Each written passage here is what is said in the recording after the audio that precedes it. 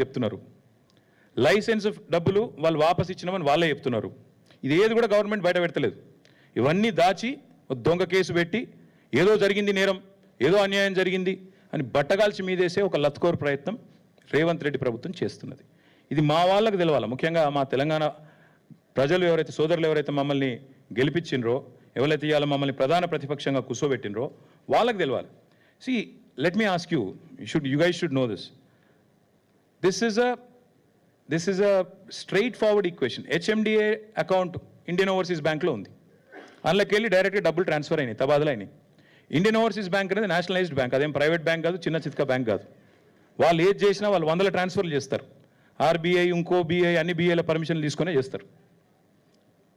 డబ్బులు హెచ్ఎండిఏ, మాకు HMDA act empowers అస్. Municipal administration డిపార్ట్మెంట్తో agreement ఉండింది. డబ్బులు పంపాము, డబ్బులు ముట్టినాయని అక్కడ ఆయన చెప్తున్నాడు.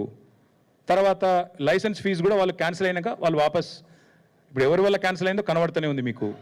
వీళ్ళు చేతగాంతనం వల్ల వీళ్ళకి స్పోర్ట్ అర్థం కాదు, వీళ్ళకి కాన్సెప్ట్ తెలియదు కాబట్టి వీళ్ళ తెలివి తక్కువతనం వల్ల రేస్ పోయింది.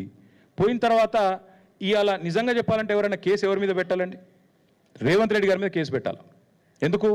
ఒక ఇంత అద్భుతమైన రేస్ను హైదరాబాద్ కాకుండా చేసి, ఇండియాకు కాకుండా చేసి, ఇండియాను ప్రపంచవ్యాప్తంగా బదనాం చేసినందుకు, ఇజ్జత్ తీసినందుకు ఆయన మీద కేసు పెట్టాలి. నేను ఊరికే అంటలేను. మీరు చూడండి, ఇగో this is report, international report again. దీని క్యాన్సిలేషన్ వల్ల ప్రపంచవ్యాప్తంగా మనకు సిగ్గు. It is a shameful thing. ఇండియాకి జరిగే నష్టం ఇది. మోటార్ స్పోర్టింగ్లో మళ్ళీ కూడా నమ్మడు వీళ్ళను. It's an indelible mark. ఇది మంచిది కాదు వీళ్ళకి అని చెప్పి రేసర్లు, రేస్ డ్రైవర్లు వాళ్ళందరూ మాట్లాడిన మాట. నేను అనేదల్లా నాకు అర్థం కాదు. ఇంకొక మాట కూడా చెప్పాలి చివరిగా, చాలా ఇంపార్టెంట్ ఇది. సరే కేసు వీళ్ళేదో పెట్టిరు, ఇవాళ ఎఫ్ఐఆర్ పెట్టినరు.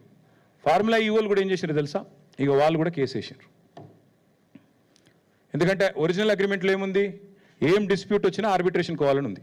అందుకే వాళ్ళు ఏం చేసినారు, వీళ్ళు ఇంటర్నేషనల్ చేంబర్ ఆఫ్ కామర్స్ అక్కడ వాళ్ళు ఆల్రెడీ ఆర్బిట్రేషన్ కూడా ఫార్ములా ఈకి ఎంఎన్యూడి డిపార్ట్మెంట్ మధ్యన జరుగుతున్న ఈ తగాదా తేల్చండి. ఎట్లా అయితే మాంట్రియాల్కి సంబంధించి ఇందాక నేను చెప్పాను మీకు, మాంట్రియాల్ ఇది మీరు చూడండి.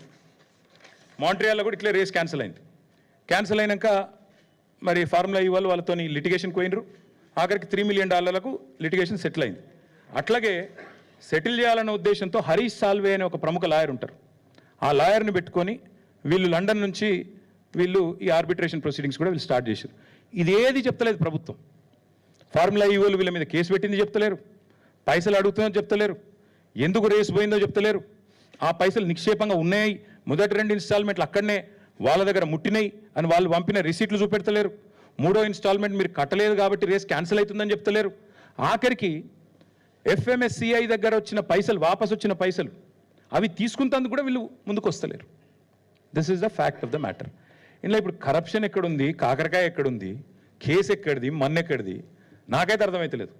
ఇక మీకేమైనా అర్థమైతే నాకు తెలియదు. కానీ ఇలా ఏసీబీ అట. ఏసీబీ అంటే ఏంటంటే యాంటీ కరప్షన్ బ్యూరో. కరప్షన్ లేనప్పుడు ఏసీబీ ఎడికి వస్తుంది? ఏం కేసు ఇది?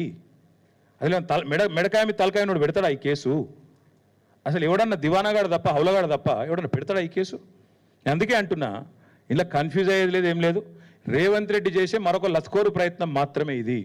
నరేందర్ మీద, లగచర్ల రైతుల మీద మొన్న చేసిండు. సరే 37 రోజులు కొట్లాడి 37వ రోజు ఇలా మా సోదరుడు బయటకు వచ్చిండు.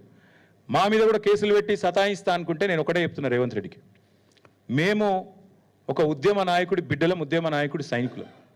ఏనాటికైనా చెప్తున్నా రేవంత్ రెడ్డి, నీలాంటి చిల్లరగాళ్ళ కేసులకు, నీ లత్కోరు పనులకు భయపడేటోడు ఎవడు లేడు. నువ్వు మా ఇంటికి కూడా వీకలేవు, అది కూడా చెప్తున్నాను. నువ్వేం చేసుకుంటావో చేసుకో, భయపడేటోడు లేడు. లీగల్గానే కొట్లాడతాం, అది కూడా చెప్తున్నాను. ఇప్పుడు నేను చెప్పిన ప్రతిదీ